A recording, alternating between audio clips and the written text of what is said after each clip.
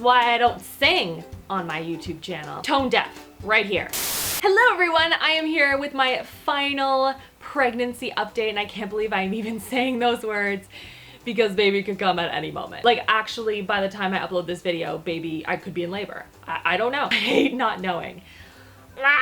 But I wanted to do one more update for you guys before I go and deliver this baby, because I've been getting a lot of requests to see more updates, and I know they're really fun to do, so I wanted to do one more for you guys and answer some of your questions from my last pregnancy update. I also filmed an updated what's in my hospital bag, so I will be editing that and putting that out for you guys shortly. So that will be going up soon-ish, I hope, but it's filmed, so fingers crossed I can edit it in time. So without further ado, let's get into this pregnancy update with the favorite part so far of this far along in the pregnancy. So I think my last update was at like 36 or 37 weeks, and I am like 39 weeks in a bit, maybe even almost 40 weeks. I think my favorite part between then and now is just being able to basically see baby like through my skin, which is really weird for anyone that is not pregnant or has nothing to do with my baby at all. It looks really cool and also slightly terrifying because you can see like an outline of like a leg or like a foot or like just the bum is just up in the corner. So like instead of your stomach being like this, it's like this because like baby's bum's like, and I can see it a lot more because I don't know, like my belly is fairly small considering how far along I am, and I've had an ultrasound fairly recently, and I know that baby at that time was 6 pounds, which is about the 50th percentile in terms of weight and size.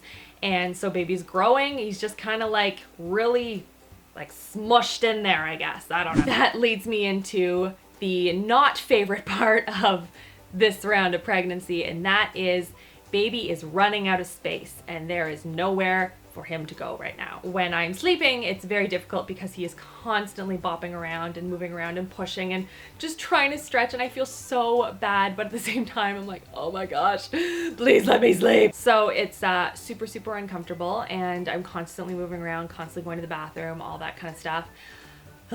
Not super fun, but like I know it's only like a couple of weeks and like then it's good. It's really only the first couple of weeks of pregnancy and the last couple of weeks of pregnancy that aren't super fun. But like other than that, like it's super fun. Like I like being pregnant.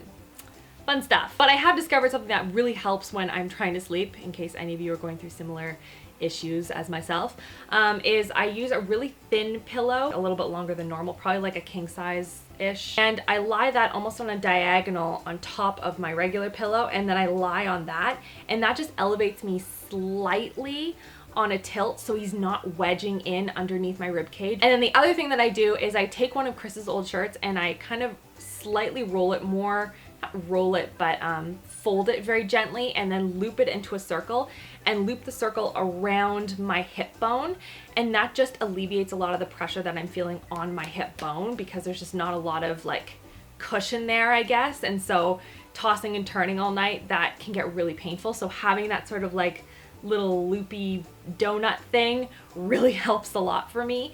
And so between those two things, that has helped a lot over the last little while. And also just kind of taking in as much water as I can during the day and kind of tapering off as much as I can at night also helps a lot.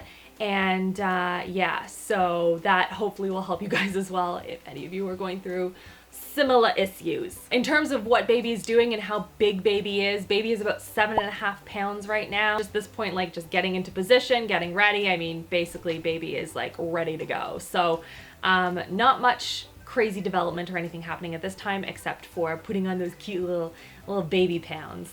I'm so excited. Now, cravings. So I really haven't had too many new cravings, I want to say. Like still lemonade, still chocolate milk. Mushroom soup has been a big one for some reason. A lot of like calcium rich things. Oh, I really want lemonade now though. Good thing I have hot lemon water. It's been interesting because this time around I didn't have the same number of really healthy cravings that I did with Julia. Like Julia, I wanted like red peppers and broccoli and lemons and all this different stuff. But with this guy, it's like, I want Chips Ahoy cookies and cream of mushroom soup from a can. So I've been trying to balance those cravings with like healthier things as well. So I'll have cream of mushroom soup, or I will have Chips Ahoy cookies, but I'll also have tons of red pepper cut up and snap peas and cucumbers and carrots and all that kind of stuff, clementines, pomegranate seeds, stuff like that. That's easy grab and go, and try and intermix having those things available to myself as well. And now on to the baby bump and what it looks like. So this is the belly bump for week 39, 40. So it's a little bit on the small side, but yeah.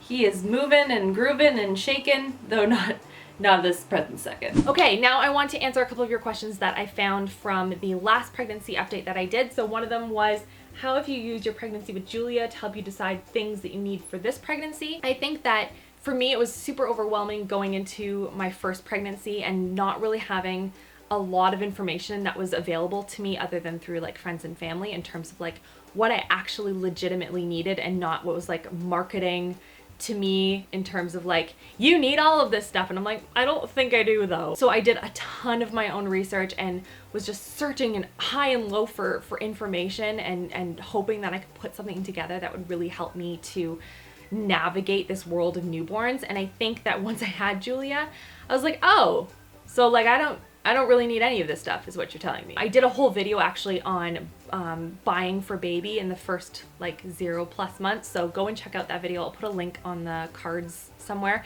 in case you guys want to see that video. So I did a whole video talking about what I actually ended up using with Julia and things that I really loved. So I'm just pulling out all that stuff again. I didn't really buy anything for baby this time around except for more boy related clothes, and that was only because I wanted to. I tried to keep everything pretty unisex because I didn't know if future babies would be boy or girl, and I just wanted everything to be useful for as long as possible. In terms of the actual pregnancy, I found it was really important for me to have super comfortable clothes, things that I would actually wear during and after. So I did a video called Styling the Bump on my RachhLoves channel. If you guys want to go and check that out, I will put a link in the cards on some of my favorite maternity items and stores and things like that in case you're interested. I tried to just relax a little bit more. I think this time around, because I've gone through it once before and, you know, my daughter's healthy and happy and all that stuff, I think that I'm trying to go into this one a little bit more de-stressed. But I had a really good labor experience. I had a really good pregnancy experience with Julia, so I'm praying for the best for this one as well. Are you going to be doing a labor story like you did for Julia? Yes, I will.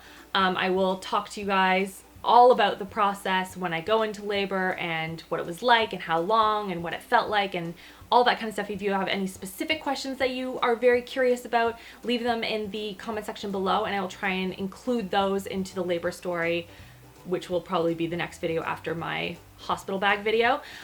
So I'll try my best to answer some of those questions as well in case you guys are interested. Do you think you'll be able to keep up with your YouTube schedule once your little prince is born?